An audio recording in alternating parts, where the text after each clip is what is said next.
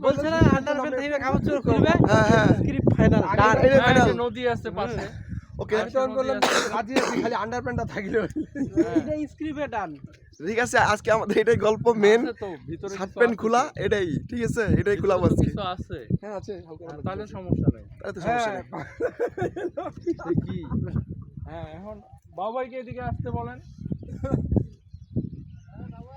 তবে জোস ওয়েদারটা খুব সুন্দর ভালো লাগছে হ্যাঁ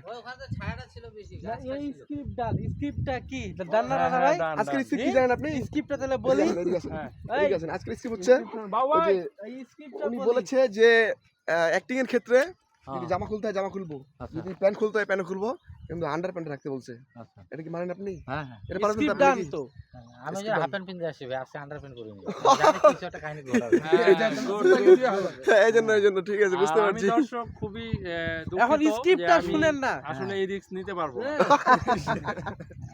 এমন ঝড় তুফান আসছে হ্যাঁ। কাপড় চোপড় খুলে খালি আন্ডারপ্যান্টটা আছে এখন মাসুম ভাই দূর থেকে দেখছে একটা লোক উদ্ধলঙ্গ হয়ে আছে মানে এই যে হ্যাঁ। গাছ ধরে গাছের উপরে এইভাবে গাছটা হ্যাঁ। ধরে জড়ায় আছে জোরে আছে মাসুম ভাই দেখবে দূর থেকে রিপোর্ট ভাইকে দেখা যাচ্ছে কাছে যাই দেখবে না এটা রিপোর্ট ভাই না ওটা রানা ভাই ছি, ছি, ছি, আমার ভিতরে কিছু নাই আমি এই রিস্ক নিতে পারবো না আমি খোলামেলা থাকতে ভালোবাসি আমার কথা হচ্ছে খোলামেলা থাকতে যে আরাম ঠিক আছে চাপের মধ্যে থাকার দরকার আছে এটাই তো বেশি হয়ে গেছে এটাই বেশি না আমাদের দেশটা যে কবে ওয়েস্টার্ন কান্ট্রি হবে ও মাই গড হ্যাঁ ওয়েস্ট কান্ট্রি খুলে ফেলেন না থাক খুলে ফেলেন স্ক্রিপ্টটা একটু সুন্দর ছিল রানা ভাই করবো এটা তাহলে রানা ভাইকে দিয়ে শুরু করি না আগে হ্যাঁ রানা মামাকে দিয়ে শুরু করি ঠিক আছে প্রথমে তো আপনাকে দেখা যাবে কাছে যাই দেখবো না এটা রানা ভাই কারণ সর্বোপরি দুই জায়গায় খুলতে হবে এখন আমরা বসি হ্যাঁ class বসি কাজ শুরু করেন ক্লাস এখন শুরু অন্য কোনো আলাপ হবে না নাম প্রেজেন্ট থেকে শুরু হবে হ্যাঁ নাম প্রেজেন্টে শুরু আকাশ ভাই নাম প্রেজেন্ট করেন হ্যাঁ রোল নাম্বার 1 কাই কাই মুই রানা মামা ক্যামেরা কই দুই নাম্বার কই ক্যামেরা আসতেছে দুই নাম্বার লোক সবসময় রিপন ভাই হ্যাঁ, রিপন ভাই। এটা আরে, একদম আমার মোবাইলে ক্যামেরা কই ও আচ্ছা তাইলে এখন আমরা কিছু কাজটা কালকে শুরু আপনি করি জমা হ্যাঁ স্ক্রিপ্ট বাইর করেন রেডি করেন স্ক্রিপ্ট আপনি বাইর করবেন এই যে আমাদের ডিরেক্টর সাহেব আকাশ বিন আশরাফ আকাশ হ্যাঁ, বিন খুবই- বিনটা লাগাইছেন কেন বলেন দেখি দর্শক মানে ওই যে বিন কেন লাগাইছে মিস্টার বিনের সঙ্গে দেখা করার খুব ইচ্ছা ঠিক আছে এই যে আশা এই যে বিনের অর্থটা জানেন না তাইলে আজকে না সবাইকে বিন তো জানি বিন মানে তো বাপ লাগাইছেন না বাপকে লাগাইছেন হ্যাঁ আপনি ও, বাপকে লাগালেন কেন আমাদের হযরত মুহাম্মদ সাল্লাল্লাহু আলাইহি সাল্লাম প্রিয় নবী আমাদের উনার নাম ছিল মুহাম্মদ বিন আব্দুল্লাহ মানে আব্দুল্লাহ ছেলে মুহাম্মদ আলহামদুলিল্লাহ উনার আসল নাম এইটা আর বাকি যে গুণবাচক আল্লাহ দেওয়ার নাম কিছু মানুষের নাম হ্যাঁ এগুলা তো উনার আছেই কিন্তু উনি যেই নামে প্রথমে পরিচিত হয়েছে মক্কায় যেই নামে প্রথমে পরিচিত হয়েছে ছোট থেকে মুহাম্মদ বিন আব্দুল্লাহ আব্দুল্লাহ ছেলে মোহাম্মদ আলহামদুলিল্লাহ যাক, হ্যাঁ, শুটিং আছে আকাশ বিন আশরাফ ভাই হচ্ছে আমাদের ডিরেক্টর উনি একজন রাইটার এবং সব থেকে বড় কথা হচ্ছে উনি একজন সিঙ্গারও আচ্ছা নিজে সিঙ্গিং করে আচ্ছা। গান গায় গান লিখে আচ্ছা আসলে আমরা খুবই ভাগ্যবান যে এরকম একটা মানুষ আমাদের সঙ্গে পাইছি হ্যাঁ